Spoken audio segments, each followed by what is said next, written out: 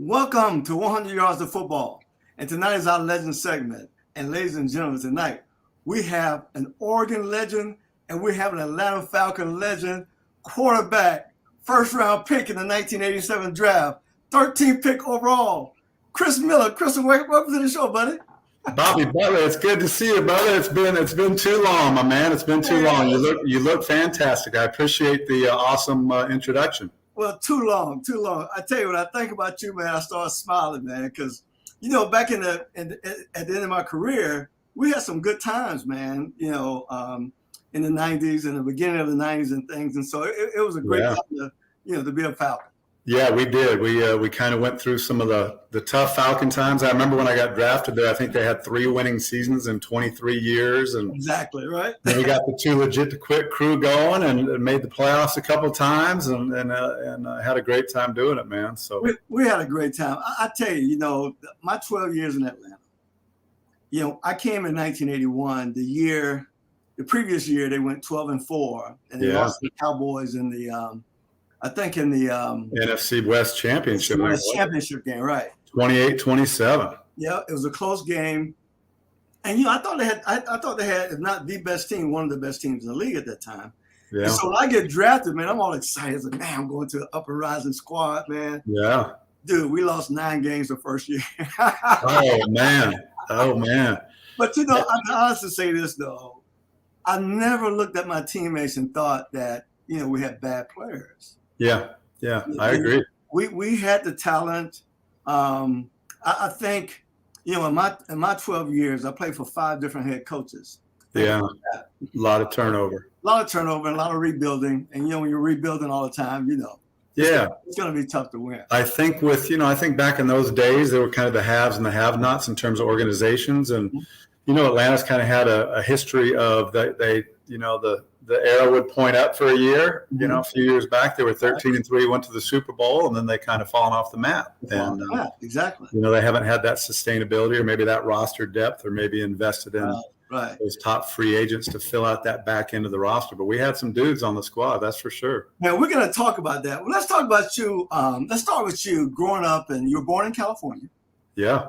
All right, but you moved to Oregon at a young age. And you became an Oregon icon. I mean, I think kind of like you in Tallahassee, Florida, probably, right? Well, I think when I think about Oregon football, for me, it's always been this way. I'm at this age, so when I think about Oregon football, Chris, the first 2 people I think about. Who's that? Dan Fouts and Bobby Moore. Oh, nice. Those are 2 legends in the early 70s. Yeah, 2 legends. Exactly. And so, Dan was such a great quarterback in the league too, man. I mean, he just lit it up. Yeah. We drafted you at a great time. We were over the Barkowski era. You didn't play with Bart, but then David Archer came in and filled in for a year. Yeah. And then you got drafted, and it was an exciting time, man. The talent that we were bringing in, it was exciting. But I think what really took us over the top, we had young talent, but then we brought in Jerry Glanville. Yeah. Who was a different kind of a coach. No doubt. Full of energy, exciting, the music in the locker room blasting. And the young guys loved that, right? I was so old at that time, I couldn't stay in the locker room. I had to go outside. That music would make your head hurt before the game, huh? Yeah. So anyway, let's talk about you growing up on the West Coast. Always wanted to play football. I know you played 2 or 3 different sports growing up. Yeah, I was a football, baseball, basketball guy. It was probably my 3rd favorite sport back in the day. When we moved up from California, my parents moved us up from Cali when I was 7, and my sister was probably about 14, and the smog would get us down there all the time. We'd come home coughing from school and stuff. Yeah. And so my dad got in a car, went up I-5 and kind of found Eugene, Oregon, and found a place where he could open up a printing business and such. So we ended up landing in Eugene. Wow. And it was kind of cool because when he first got here, not that far after, he saw in the newspaper that Ford pump, pass, and kick advertisements for pump, pass, and kick. That Andy Reid, the Kansas City Chiefs head coach, did, and Jim Kelly and a whole bunch of us did back in the day. And so that kind of got me introduced to football at a high level, and I had a lot of success. Ironically, the first year I did it, you could do it at ages 8 to 13. And the first year I did it when I was 8, I made the national semifinals. Oh, wow. It was in Atlanta, Georgia. It was in Atlanta, Georgia. Yeah. So that was crazy.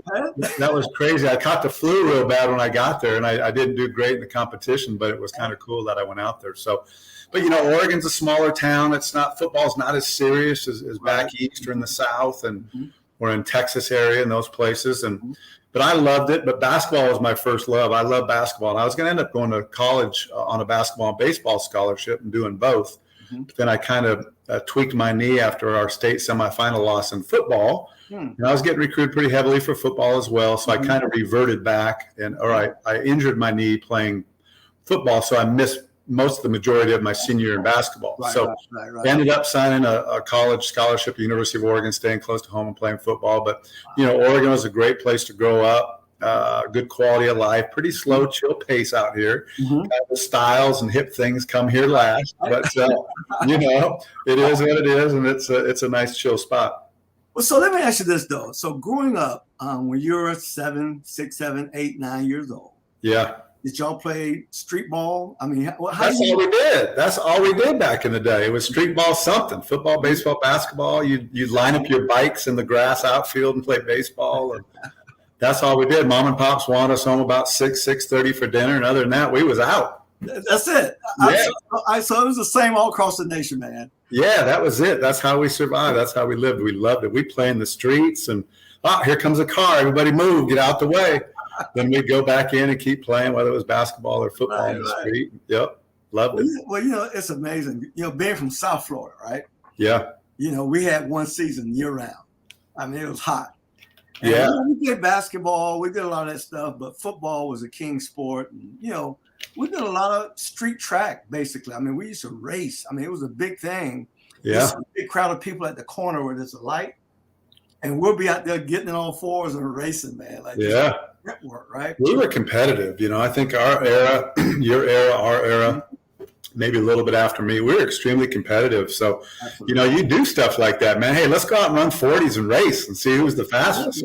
Well, we didn't have computers in the home. Yeah, go out and play tackle the ball carrier in a field, and you get 12 dudes out there. You'd have to rock, and you'd have to avoid everybody. They bury you in the ground, and you lose your turn. So that's we didn't have all the social media and video games and all that now. So cool. So you go to Oregon, you play football. So did you ever play another sport at Oregon? Yeah, ironically, Oregon didn't have a baseball team back then. I got drafted coming out of high school by the Toronto Blue Jays in the 17th round for baseball.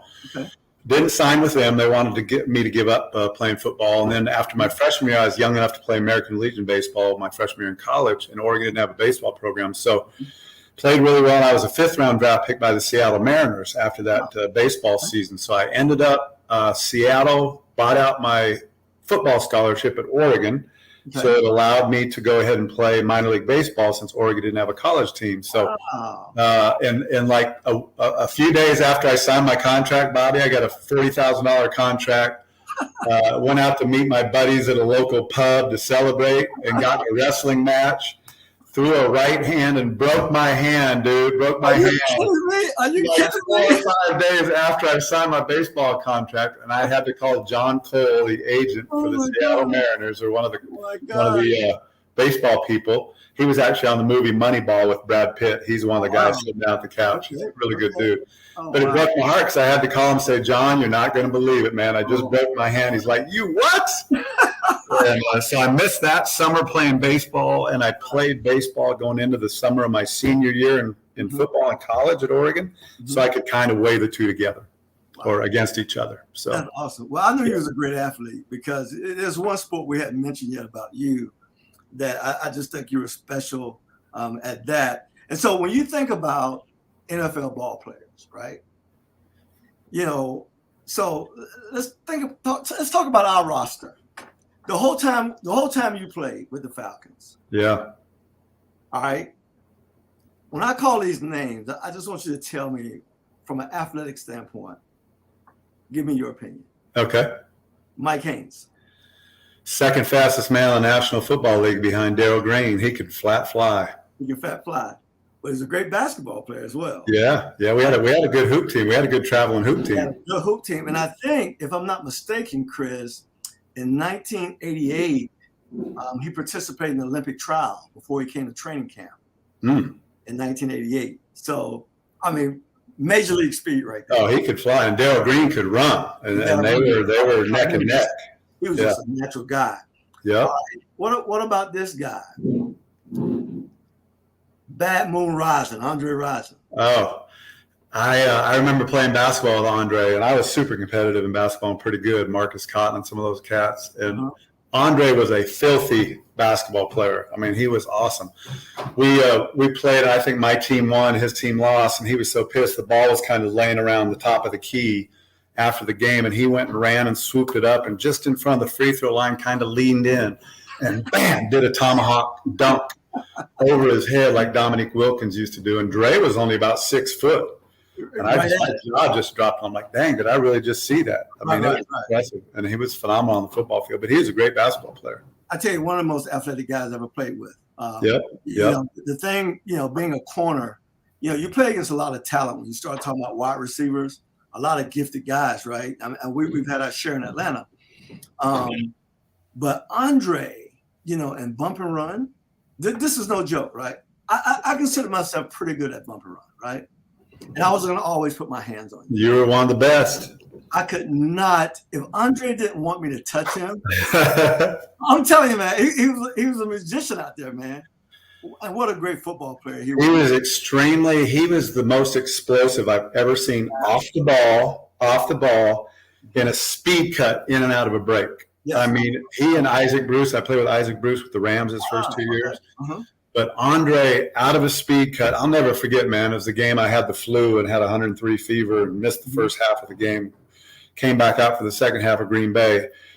And Green Bay was playing him a trio coverage, playing Andre inside and out. They were double teaming him, so he shouldn't have been able to get open. Right. And he ran the most amazing speed cut, crossed the safety's face. I hit him for a touchdown, game-winning touchdown. We beat him 35-31, but there's no way NFL defenders he ever should have been open. He never should have been open. But he was so explosive and so athletic. Oh, my goodness. He was very explosive, man. Yeah, he was. Well, what a great player. Prime time, Deion Sanders. Deion to me was as fast as he ever needed to be, right? I mean, he had that speed on reserve. I never saw anybody catch him. He'd start scissor kicking on punt returns at the 50-yard line, 40-yard line, going in, put his hand behind his head. And it's a wrap, right? Do the scissor kick, and it's a wrap. And we all knew it. And guys would have the angles on him. But I think when he played corner, he was one of those guys, he would always kind of test himself to see how far he could let the wide receiver beat him and then recover and tip it to himself and pick it. Exactly. When we go ones via ones, one-on-ones, ones versus ones, O&D, and he's as good as I've ever seen. Probably the greatest corner to ever play the game. Well, I've seen a lot of corners play the game, right? And I always thought Mike Haynes, was the best, right? Mike Haynes, Oakland Raider, New England Patriot. Yep. And then playing with Deion up close and personal, being there. Of course, you got to go away and say he's the best ever. Yeah. Yeah, because longevity, 3 Super Bowls. Stayed healthy in his career. But the thing about him, Chris, I can imagine if you were game planning against him, right? What the scouting report had to say. Yeah. Because be careful, exclamation point. If you're going to throw it over that way, be careful. Well, because it's not just going to be an interception. If he get it, he's going to put it in the end zone, bro. Yeah, or he's going to pitch it to someone else who maybe he wasn't giving it up very often. Exactly. Yeah. Oh, yeah. But okay, I'm gonna mention this guy's name, Mike Rozier. Oh, Rosie. You know what I loved about Rosie? I think we only had him for a year or two when we were there. And I just loved Rosie as a human being, man. He was just so fun-loving, he was a great jovial, fun to be around. Won a Heisman Trophy. I mean, how many dudes do you play with that won a Heisman? Yeah, right. Had a great career, and we got him in the tail end of his career. And he was playing great for us. Matter of fact, we went to play the Washington Redskins in the second round, divisional round in the playoffs, and unfortunately got himself a little bit of trouble the night before the game. And we had to play with a fullback in the mud and in the rain, but he was extremely talented and just a great teammate. I remember he was a crazy dude, always having fun and laughing and making plane flights fun, and everyone, who was around him. He just had that. Just that everyone would gravitate to him. He was a great dude and very talented and tough. And tough, hard-nosed, physical dude. Very hard-nosed, physical. I mean, he played in Nebraska back in the old day, right? Yeah. When he played with Urban Fryer. He played with some guys. Very tough. Turner Gill, I think, was the quarterback back then. Yeah. Very tough and physical football players in that era came out of Nebraska. Yep, no doubt. I mean, you think about, we played in Nebraska when I was in college, my senior year. I think it was my senior year. And they had Jarvis Redwine was a tailback. And, oh, yeah, great name. Roger Craig was on the roster. And what's the fullback? Played at Frisco as well. Big, strong guy. Was it Rathman or someone else? Rathman. Tom Rathman. Rathman was on. All those guys were on the yeah. Oh, they had some dudes. I mean, they could recruit back in the day, and some of those guys may have been on the juice back in the day. Some of the linemen and some of their big dudes, but I remember they were always known for the offensive linemen and their quarterbacks and their running backs. So, Chris, so let me ask you this. So you got drafted by the Falcons in 1987, and for your first 3 years, you played. You played for Dan Henning. 1 year? No, I didn't have Dan Henning. I think my first year, Bobby, was Marion Campbell. Marion, okay. I remember the year before I got there, y'all went 7-8-1. And that's right. Mm-hmm. And then when I got drafted, that was a strike year in 87. Mm-hmm. So I worked out with the team a little bit in the spring, but not near as much as they do now. Right. And then I had to get away from it. And then about 13 or 14 of those first round guys, we didn't sign till Halloween. Oh, wow. We didn't sign till Halloween Day on October 31st in 87. Okay. And the Falcons were 2-7 or 2-8. Wow. By the time I got there. Wow. So I got to know all you guys, and they had the scab players that crossed the picket line and ended up playing the replacement players. Right. Mm-hmm. And then by the time I got there, we were 2-7 and 2-8, and half the dudes had their bags packed and were ready for the season to be done. I was like, dang, this is the NFL? Man, I'm excited. Let's go. Well, I tell you came in some tough times, man. I mean, you came in that year, strike season. Yeah. And then unfortunately, man, it's just life. In 1988, you came in and a second-round draft choice was killed in a car accident. Man, we had 3 guys pass away in 17 months. Yeah. Remember? And then I think, if I'm not mistaken, 2-3 weeks after Raph was killed on Thanksgiving evening, Brad Beckman? Yeah, Brad Beckman, a tight end. Tight end was killed in a car accident all during the football season, man. It was the low. And then Coach Campbell got fired. Somewhere in there. And you remember we had David Crudip. David Crudip, our defensive back, passed away in that period too. He was the first one to go in 88. We had 3 guys in 17 months, man. That was, boy, you talk about hitting home. And that was tough. That was hard. That was Ralph Norwood was actually after that team Thanksgiving party out at Swanee, Georgia, man. Right. After that. That was tough. It was some lean years, man. But I tell you what, we corralled and, they brought Coach Glanville in. And it brought new excitement to our team. And, some of us played for him in the early 80s, right?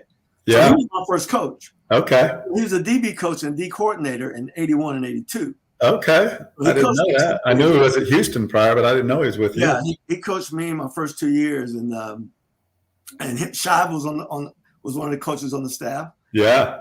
That whole group came back. Nice. They came back and but they made it so much fun. I thought they brought a lot of energy to what we were doing. And with the evolution of the offensive play in the game, I want you to talk about that a little bit. Yeah. Everything when I came in, it was 2 backs, 2 wide receivers, tight ends. We ran the ball, we threw when we have to, or in a 2-minute or, right before the half kind of like situation. Yeah. The ball. But then again, the run and shoot offense was developed by June Jones and Miles Davis, right? Yep. And then they brought that show with Glanville to Atlanta. And tell me about that from your perspective. Being a traditional pro offense. Yeah. All of a sudden, you got this run and shoot. There's 4 wides out here every down offense. Talk about that. It was really cool, the transition. What was cool is we had Jimmy Ray and Rod Dahauer and Steve Crosby and Jim Hannafin. We had some great offensive coaches and some well-known names in the National Football League. Mm-hmm. And Rod Dahauer was our offense coordinator. So we were running a derivative of the one-back stuff that Bill Walsh used to run, some of the Don Coryell things that, he ran with Dan Fouts and Kellen Winslow and Charlie Joyner and all those dudes back in the day. So it was cool to be in that offense and kind of, familiarize myself with that. And then when Jerry came in. We had Tom Rossi was our offense coordinator in 1990, and he brought the run and shoot. And then he left the next year with Brett Favre to go to Green Bay, and he was Favre's offense coordinator from 91 for 5 years after that. Then June Jones came in and replaced him. So I had June in 91, 92, 93, and it was awesome. You know, we got personnel to kind of match the scheme. We brought in Drew Hill from Houston as a slot receiver, kind of a veteran guy. We had Sean Collins, I think, was there, and Michael Haynes. We drafted Mike Pritchard late in the first round in Colorado. And so we had some guys who could flat go. We had some really good running backs. The biggest challenge in that offense that I found, Bobby, was we had guys like Mike Rozier or Eric Pegram or Steve Broussard blocking a Pat Swilling, a Ricky Jackson, a Kevin Green, Ravon Johnson. And we had some DNs in the NFC West. Now. We had some dudes. So that was the difficult part because, you know, they could mug up linebackers and chew up all 5 linemen and get a running back tied up on a defensive end, which was a mismatch. It was tough. It was hard to hold the ball long, but it was very prolific. It was fun. You know, we made the second round of the playoffs in Jerry's second year there and had a chance to go the following year where we were 5-3 and playing well. Then I tore my ACL, unfortunately. I think we finished 6-10 that year. But Jerry brought a lot of excitement, like you said, Bobby. I mean, I think the culture at that time, Atlanta was ready for something unique and different. And Jerry kind of got along well with everyone. And then Deion Sanders came in and Andre Rise, and we had some personalities. So I think it was a very vibrant time. You know, in 90, 91, 92, right in there. And it was sure fun to be a part of, man. I tell you what, it was a lot of fun, especially for me, because I was at the end. Last year, Bobby, when did you retire? My last season I played 1 year in the Georgia Dome. So the 92 season was my last season. So I got a chance to stand on the sideline in 92, right? Yeah, well, you were playing 91. I think we went in there and played the second half of the season in 91 in the Dome. Yep. So we, it was a great time for me. For me, it was a great way to go out because it had been so bad for so long, right? I mean, we never had a winning record. And then in 91, we had that great year, you know, and from a defensive standpoint, I mean, you look at what we had, especially in the secondary, you're talking about Brian Jordan. Yeah. You know, you're talking about Tim McKyer, you're talking about Deion and Scott Case. Listen, Scott Case, this is what I really believe about Scott Case. The best DB in Falcon history. Oh, wow. That's saying The reason I say that. Yeah, that's saying something. Is because he was an all-pro at corner. You know, and that same year he played nickel. He had 10 picks that year in 88. And he probably had more picks at nickel. Now, I'm going to tell you something. I was a cover guy, but I didn't want to play nickel. Yeah, nickel's hard, man. You got to cover 2 directions. Bro, that's a hot seat. That's too much to cover, right? Yeah. Especially with the talent in the NFL. Yeah. So, and then you imagine playing for Jerry Glanville and you're playing nickel and all you're doing is blitzing every down. Yeah. And then he went to free safety, man. Exactly. And he played free safety later in his career. He was a killer free safety. I mean, he's knocking people out. He was one of the toughest guys in the league, man. One of the few white corners at that time. Few white corners, and one of the most competitive people that I know. Yeah. Great. I think we had 4 guys from Oklahoma, and they were all ballers. We did. They're all ballers, right? Tough dudes. I got massive respect for Scott Case. I thought he was I got to tell you this. So when I first got in the locker room in 81, I was talking smack to everybody. You know, I went to Florida State swag. I went to Florida State, and we beat everybody in the locker room. Nobody in the locker room could say they beat us, right? Nobody, right? Nebraska, nobody. And then in 84, we got Scott and Rick Bryan and Benson, and they came in, and I was like this, quiet, because they beat us twice. Oh, man, that's funny. They beat me back-to-back Orange Bowls my junior and senior years. So wow, that's crazy. Y'all were getting paid. Y'all had those bags of money, those Oh, my God, I wish. $500,000 handshakes. I know they were rolling like that in Oklahoma. Shoot. Hey, listen, Oklahoma was a whole different deal. I mean, the whole roster was from Texas or Miami, right? Yeah, no doubt. So yeah, but it was fun time. So let's talk about you, man. I mean, you were a great athlete. I mean, you did a little bit of everything. I appreciate that. You played baseball, but talk about that golf game you got. Woo! That was wicked, man. I mean, because all right. So, and then the other thing is, seemed like every quarterback was a great golfer. What was behind that? I hadn't played golf in 3.5 months. I got during COVID. I had like 4 surgeries to kind of get my body right. So right. I just had my knee cleaned up a while ago. Went out the other day and shot 2 under par 70 at Eugene Country Club. That's crazy, man. I think you go back out and you relax and you're really not thinking about it and you just swing free and easy. And I played pretty good. But I think, a lot of us QBs, we were, good athletes back in the day. Most quarterbacks, pretty athletic guys, multi-sport guys. But one of the things that was really cool too, Bobby, is during the off seasons back then, a bunch of the big name quarterbacks would have charity golf tournaments during the off season. Okay. So I'd go playing John Elway's, Dan Marino's, Bernie Kosar, Boomer Esiason, Jim Kelly's, Chris Collinsworth tournament, Jim Everett down in Palm Springs. I mean, so we go to 7 or 8 golf tourneys, over the spring, and that was kind of like our tour. We were going and playing golf at all these sweet spots, helping them raise some money for their charities, and then there was a celebrity golf tournament that we all played in, and so Billy Joe Tolliver, one of our teammates, in Atlanta when we were there, he was a great golfer. Matter of fact, I think he won the Lake Tahoe celebrity golf tournament once or twice. Yeah, he did. Yeah. So he's a good one. But we all just, we didn't have to get beat up as much as the bigger guys. Maybe a little bit more loose, a little bit more limber, good hand-eye. Right. It lent itself well to golf. And, well, because I came in the league in 81, and Barkowski and June was good. Bart was good. June was good. June was a good player. Yeah, one of my favorite foursomes out there was me, Steve Barkowski, June Jones, and Billy Joe Tolliver playing down there at Peachtree Country Club in the Honors. Honors down there in downtown Atlanta before they fixed that all up. Yeah, no, we all could play pretty well. That was a great match. So here's what I remember when you were here playing golf. You and I were on the golf course a few times together. Oh, yeah. And I'll be hiding. And I remember that one day we were on the tee box, and you looked at my bag. Because I had everything, right? I bought these clubs from Luckhurst's wife, right? Oh yeah. When she was on the tour, so I had a pink bag with my name on it. That was a mistake. If you can't play, don't put your name on the bag. You got to have game if you got your name on your bag. You gotta have game, right? So I remember you going in my bag, looking around, and you saw my 1-iron, which I never used. I never used it. Jack Nicklaus is one of the only guys who could ever hit a 1-iron. And you hit my 1-iron farther than anybody can hit a driver. I go, this is insane, man. I loved a 1-iron. I remember I had a ping 1-iron for a long time. That was my safe club, my accurate club off the tee box. Yeah. Not many people had 1-irons back then. Well, so tell me this now. And here's a legend. Here's your golf legend right here. Ladies and gentlemen, this is Chris's golf legend right here. He's playing with the Falcons.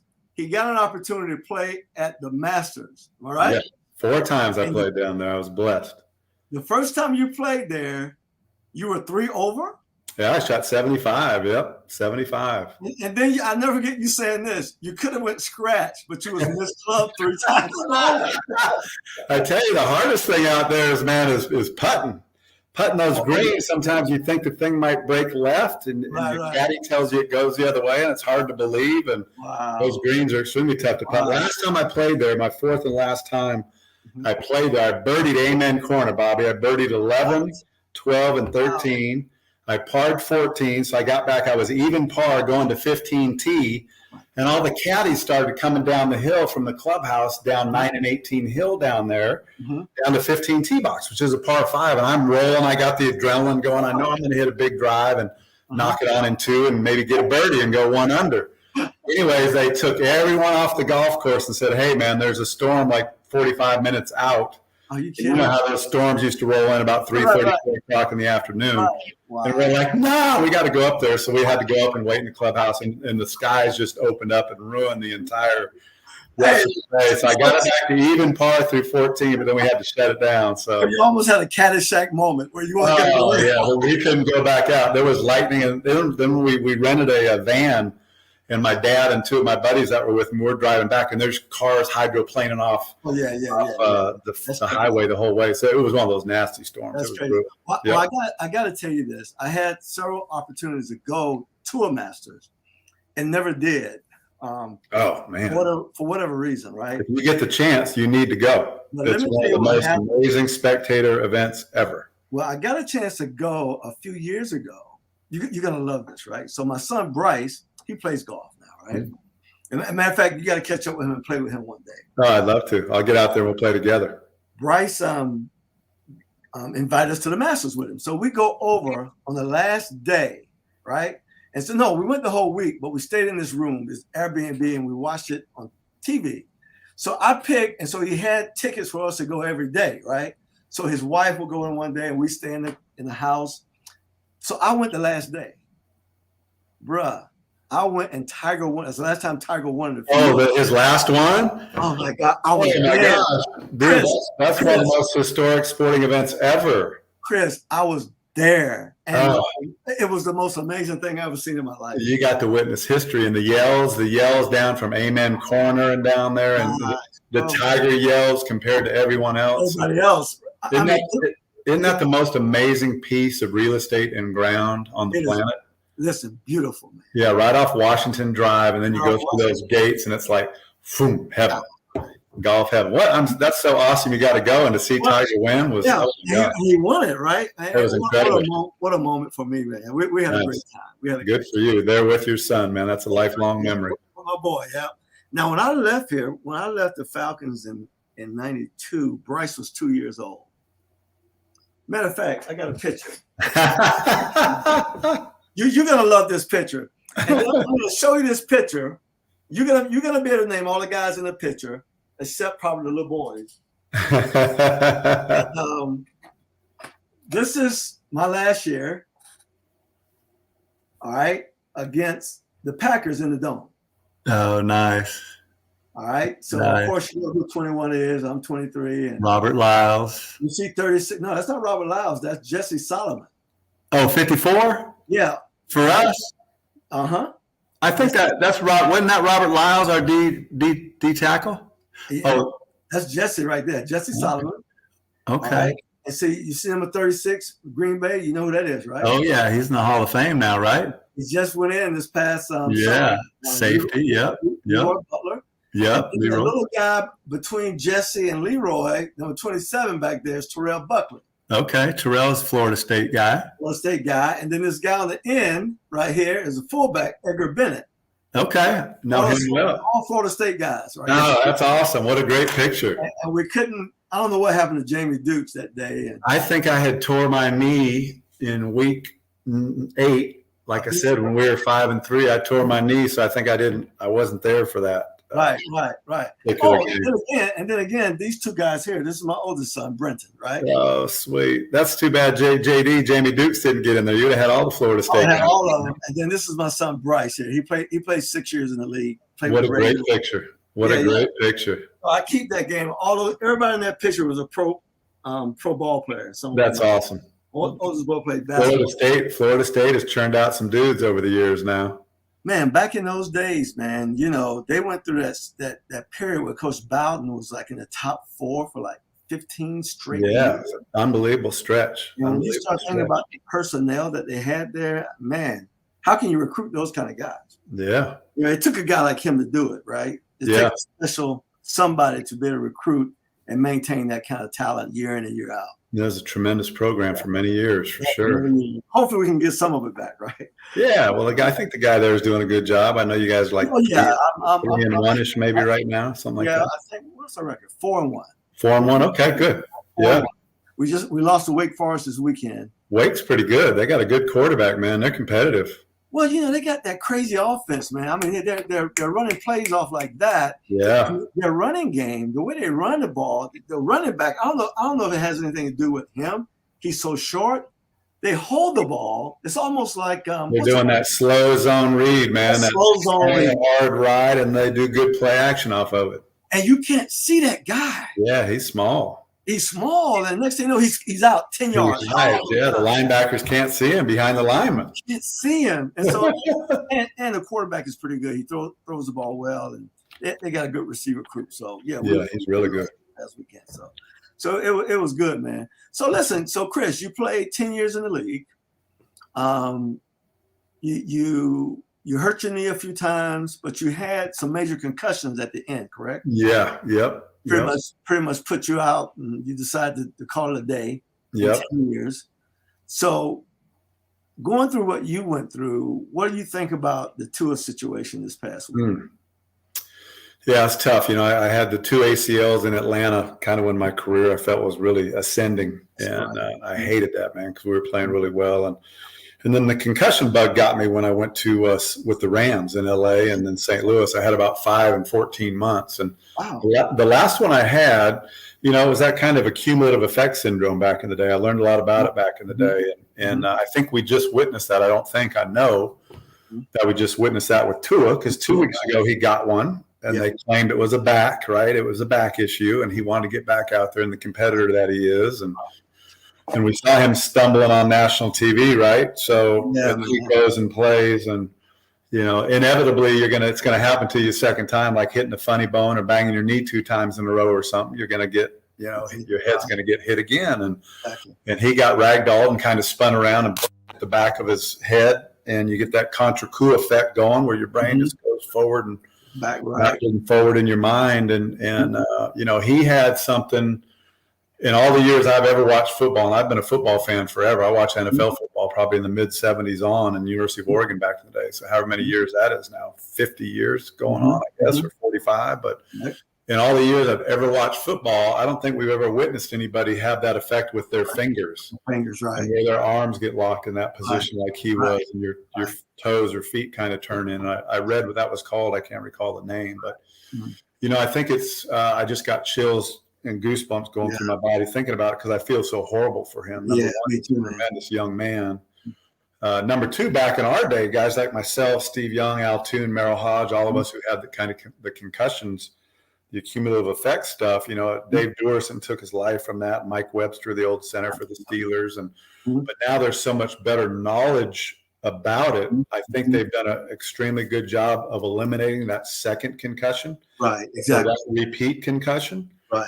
But in this instance, they failed miserably, and I think they've identified. I saw the guy got fired. I hate seeing him. He did. The guy got fired with that evaluated or did the concussion protocol on the sidelines or whatever. So obviously they didn't handle that situation how it should have been handled. Right. And we saw the adverse effects that Tua had to go through, and he's going to be. I wouldn't be surprised if he's out for a while. Absolutely. But you hate to see him get injured and hurt, but it may have been the best thing right now for them to kind of recircle the wagons back and get back to the severity and the seriousness of what a concussion is, and really tighten down the screws on how they evaluate it and return to play policies. Right. Well, I tell you, a lot of people don't know the pressures involved with professional sports. And, I can imagine that doctor. I can imagine those coaches. Yeah. We got to get him back on the field, right? Yep. It's not an excuse. You still have to do your job. But, man, it's a lot of pressure in that field and, out there like that. And, and they were doing so well. I mean, they've been playing. He's been throwing the ball to those 2 fast guys, man, and they've been ripping it up. And he was playing really well this last game, made some amazing small window touch throws and was doing a great job until he got that hecacious hit, so he might have gotten away with it. But, what I found is I had like 6 4-interception games in my career. And 5 of them were after I had a concussion the previous week. Wow. And it was really interesting. I never knew it, man. We were 4-0. I was playing with the Rams in '95. We were 4-0, first place in the NFC West. Beat Chicago, Sunday Night Football. I was NFC Player of the Week, Offensive Player of the Week. Had a great game. But late in the game, I took an elbow to the temple, and it knocked me out on the field. I was probably unconscious for 45 seconds or a minute. Went off to the sideline. Went through the weekend, whatever. They didn't say anything about it when I went back to the training facility on Monday, Tuesday. Had an off week of practice. My timing felt funky. I threw 4 picks in the first half the next week against the 49ers. That's crazy. And I felt like I was playing in MARTA or a tunnel, and things were going by me fast, and I was just moving super slow. But I didn't know any better, man, because we just shook it off and kept playing. Well, it was the era. And so it was the era, but I ended up hurting my team and hurting my teammates because I should have been out there freaking playing. Right, you shouldn't have been playing, right? Yeah, luckily. And we didn't know what we knew. Yeah, exactly. So, it's just like being uneducated. Because I remember, I got knocked out a few times in my career. But, the good thing about corner, a lot of people don't understand this. in the NFL, if a corner makes more than 5-6 tackles a game, something's wrong with the defense. Amen. Yeah, that's the truth. Because in the NFL, a corner's job is one thing: stop that guy on that highway. Yep. You gotta be a pass defender, right? Yeah, you're the last line of defense. Don't let anybody get on top of you. Especially back then, we played cover 1 and cover 3. That was it, and blitz 0. That's and 0, right? Yep. And with Glanville, it can be 3rd and 25, and it's cover 0. Yeah, no doubt. Yeah. We call it 60 blitz. We're going to hit the quarterback. Yeah. If he feel the quarterback is a little timid and don't want to be hit, we're going after the quarterback. You've already won. Yep, you've already won. You already beat him. Exactly. So yeah, I mean, so you get away with it. I can remember games that they had to carry me off the field, and they give me the smelling sauce and all that kind of stuff, and do their little protocols back then. But 5-10 minutes later, I'm back in the game. Yeah, you think about linebackers, Tommy Nobis and guys who used to play back in the day. And I remember Harry Carson played linebacker for the New York Giants. I think he said he thought he had like 34 concussions or something in his career. Right. Some astronomical number. Well, I tell you, this is the thing that scared me, right? When they were doing all the first concussion awareness stuff, talking about what we didn't know at our time. When they said this, Chris, it scared the daylights out of me. They said, well, you're concussed every time you see stars. So now I can't count how many times I've been concussed. Oh, yeah. Because you think about it, a guy like me, who I probably averaged in my whole career about 165. Yeah, you played light. You played lean. Well, I came in as a rookie. I was 155. Jeez. And it wasn't because I wasn't trying to gain weight. I just couldn't do it. You just had a great metabolism, and that was how your body was built. That's how my body was. But, I could cover, I could play, I could run, and all that kind of stuff. And so, you think about a guy that size, and backs in that day, you had a lot of 230-pound backs running the ball. You had some beasts. Yeah, some beasts. And I remember, like in our division, we had Eric Dickerson, 235, running like a deer. Yeah. Roger Craig, you're getting Craig and Tom Rathman in Frisco, George Rogers in New Orleans. Come on. They had some bangers in New Orleans. Craig Ironhead Hayward. Yeah. 60 running the ball in New Orleans. Yeah. And so you had to perform. And so, and you get hit. But I remember my last year in 92, I had a head-on collision in the Redskin game. Let me say Washington to be politically correct. Yeah. Me and Eric Biner. Oh, yeah. We had a head-on-head collision, right? So what they did, they mixed the personnel up because the Redskins would still run the one back. And what they did, Mark Ripping was the quarterback. And what they were doing was they were playing with the personnel. So it's third down. I'm supposed to be in the game in nickel, right? But sometimes they'll come out and put the regular personnel in the game, but they'll spread them out like a 3-wide kind of like deal, right? Yeah, that was their groove back then. That was their groove. So they come in with regular personnel. It's passing situations, third and long. And what they do, they went 2 backs, Ernest Biner in the backfield. And guess what the nickel is playing? Yeah, run support. Mike linebacker. Right, so I'm playing linebacker, and it was a pass. I dropped in my little zone, and they just checked down to Biner. And I'm running up 100 miles an hour. He turned around, run it, bam, head-on-head collision. And I'm going to tell you something. I've never been the same since then. Wow. I was like the first month of September in 92, I had to change my helmets. I went from the old Rydell helmet. I got the bike helmet that was real padded and big, and to be honest with you, part of it was probably my fault. I never wore a mouthpiece, right? Oh, yeah. And so I had to start wearing. I don't know if a hit like that would have helped. A mouthpiece would have helped. I don't think so, because after that, I was never the same. And I'll never forget, I would be praying, Chris, so hard before games. Lord, please protect me, because my head always felt like it was an eggshell after that. Oh, man. Felt like if you touched me in the head, I was gonna. Yeah, you got a nasty concussion that year, man. I had a nasty concussion. You got out healthy and didn't suffer another one. Well, I tell you what I did though. Of course, we played in the era of nobody sharing what their real pain was, right? Yeah. Because we played in that generation where you play hurt. Get a shot, mask it, do whatever. Give me a shot, give me whatever it takes, and put me back out there, right? I never said anything to anybody after the game, right? Yeah. But there are some times when Coach Carr tried to put me in the game, and I wouldn't go. And I will start this way. I say, Coach, if I go out there and play well, am I going to start next week? He said, Bobby, I can't do that. I said, well, who do you want me to get ready to go in the game? You were smart. You were well beyond your years with that approach.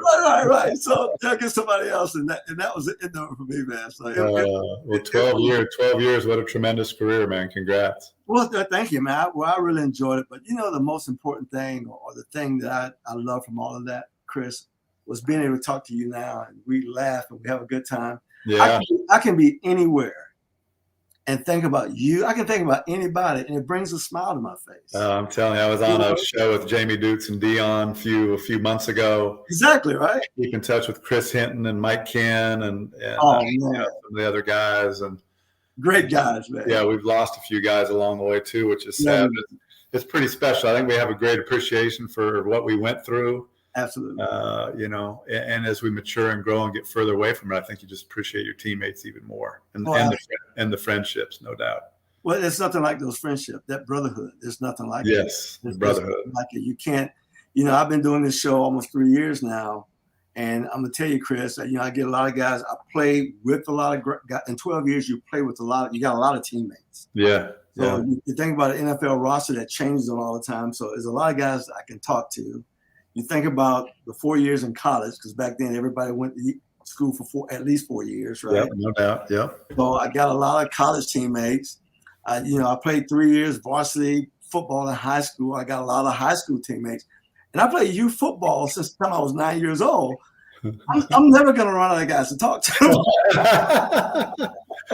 That's never going to be an That's issue. been one of the coolest things about Facebook, I think, is connecting against guys we used to play against. Oh, man. We might just like each other's texts or something, or say, hey, man, you know what? I really appreciate playing against you back in the day. I had a lot of respect for you or whatever. Absolutely. That's been a great way to kind of keep everybody glued and connected together. And absolutely. And that's pretty cool, man. The NFL fraternity and football fraternity is really special. And it's we all kind of went through something unique that not many people get to experience. Absolutely.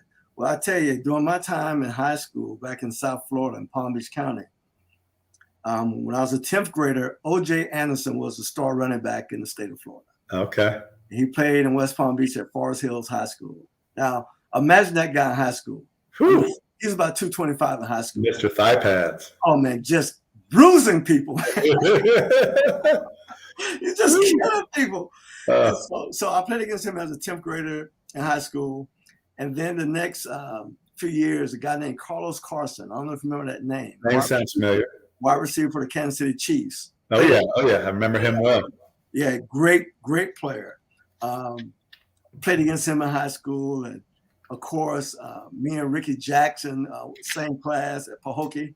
Delray and Pahokee. And then also the baby of the bunch, he was 2 years behind me at my senior year. He beat me out for player of the year in the county. He scored 36 touchdowns, man, from the wide receiver position. That's Anthony Carter, right? Oh, wow. AC number one. So we had some dudes, man, and all in the same district. You guys turned out some dudes in FLA now. Gosh, there's man, no doubt. A lot of talent. And this is the funny thing. I can talk about those guys because you know them. There are some guys that was better than all of them that just didn't make it. Yeah. Think about that, right? Oh, yeah. There's a guy that Ricky played with. Ricky played outside linebacker, but in high school we call it DN. Yeah. Ricky played on one side, but the guy who was opposite of him, put it this way, we ran at Ricky. We didn't run at Remus. Wow. He was like that, right? So didn't have the grades, didn't pan out, didn't work out for whatever reason. He became a minister at a young age. Good for him. Yeah, he went to Georgia Tech and decided to go into full-time ministry. I bet his body feels a lot better than mine, yours, and Ricky. Absolutely. You see him grabbing my shoulder right now. I'm sore sitting in this chair, man. So look, well, Chris, let us know real quick. Our time is coming almost to an end, but you've been coaching since you left the game as a player. Tell me about your career and what's going on with you now, as where you are right now in coaching. I appreciate you asking. When I left the pros, when I had my 3-year hiatus from my 9th year in the NFL to when I went back and played with Denver, I took a 3-year break in there due to concussion. So one of my old high school offense coordinator, quarterback coach, got me into coaching a little bit back then. And so I coached with him. I never really thought about being a coach, never thought about it, really didn't have that mentality. So I got with him a little bit and really enjoyed it. And he was just a great, enthusiastic, energetic guy. So he was fun to be around. So I ended up coaching high school football for 19 years. Wow. And I think of those 19 years, I think I was a head coach for 13. Mm-hmm. And I was just up at Westland High School. I actually shut it down, Bobby, in January of this year. So I'm not coaching. This is my first free fall since 1981. Wow. Man, awesome. Yeah, so Justin Herbert's dad's a good buddy of mine, the quarterback for the Chargers. So we went back and watched the Chargers play at Kansas City. Wow. Thursday night football about 3 weeks ago. Right. And I'm going to go to the Arkansas BYU game here in a couple of weeks. So I'm going to be a fan this year and kind of travel around. But that's cool, man. Won a couple state titles in high school. Just had a great career. I don't know, won 130, 125, 130 games or something as a high school coach. But I really didn't have that. Those weren't my goals. I think I had a great coaching staff. I had a bunch of former NFL players that I coached with. Anthony Newman, who we played against, who was a safety with the Rams, on my staff. Exactly. Damon Griffin was an NFL wide receiver, and so I had a great staff. So it was fun to be around those guys and be around the room. And I think we had, in my 7 or 8 years at Westland High School, we had about 50 kids get scholarship offers. Awesome, man. So that development in athletes was important. We had a lot of talent going through there, and we were 77-16, I think, in my That's 7 awesome. seasons. And then during COVID, I had a state championship team we went 6-0 with. We weren't able to play all 14 games, but so it was fun, man. I had a great time. And in between there, I was offense coordinator, quarterback coach in the XFL Professional League, right? 2020 with our good friend June Jones. With the Houston Roughnecks, man. We were 5-0, and halfway through the season had a 2-game lead on everybody. And then that Friday, COVID hit, and the LA team wasn't going to travel up to Seattle because it was real prominent COVID on that Friday, and that kind of shut down the league. And so then I went back and luckily got back at the same high school where I was at. So I'm close to my parents now. I'm like 5 minutes from my parents, kind of keeping an eye on them. They're older. Absolutely. But I'm doing some good philanthropy work here in Eugene, Oregon for the Eugene Mission, which is a group that helps men and women with the life change programs. Those folks that have had addiction or mental health issues. So I'm trying to do some of the Lord's work like you do and pay it forward and help some folks, do some philanthropy, and help make my hometown a better place. So the good Lord, that's cool, man. That's cool. I love it, man. I love it. Yeah, I'm gonna be praying for you with that, man, because that's good work, man. It's important. It's important to give back. It's important work, and it's important to give back, and just to be somebody who loves mankind. Right. Amen. Hallelujah. Help and take somebody off the floor if they're on the floor. Right. So we can lift people up with the platform where we've been, and we have a good platform to help others and pay it forward. And absolutely.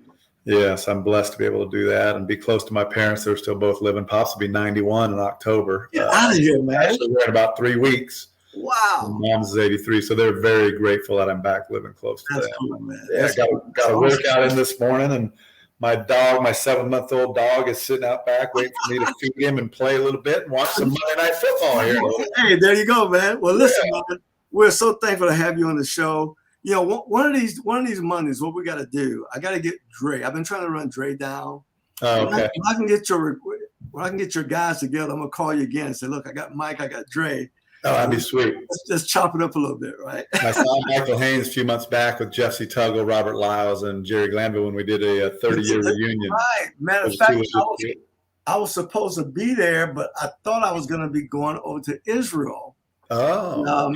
And the trip got canceled, man. I was like, you got to go. Oh, that's too bad. And it was a great show. I saw you guys. It was a great show. I may get out there for the LA Charger at Atlanta game, 2 Oregon quarterbacks, Justin Herbert and Marcus Mariota. So that's right. If I do, I'll hit you up. I think that's early November, like November 6th. Well, I'll be here. Give me a call, man. Give me a We'll call. do for sure. Hey, I like the Chargers quarterback. Yeah, Justin, he's got a chance. If he stays healthy, I think he'll be a gold jacket guy. He's the real deal. Yeah, and he's a great human being, a wonderful Is he young really? man. Wow. Yeah, wonderful young man. Yep. Awesome. Yeah, that made me feel good when you say that. Yep. Well, listen, man, that's our show for tonight. Hey, ladies and gentlemen, we had the great Chris Miller on with us. If you like the show, comment, share it with your friends. This is your host, Bobby Butler, and special guest, legendary Chris Miller from the University of Oregon. Go Ducks. Aloha from the West Coast. Bobby B, great seeing you, brother. Thanks for having me on, man. Always, man. Appreciate you so much. Yep, you too. Love you. Be good.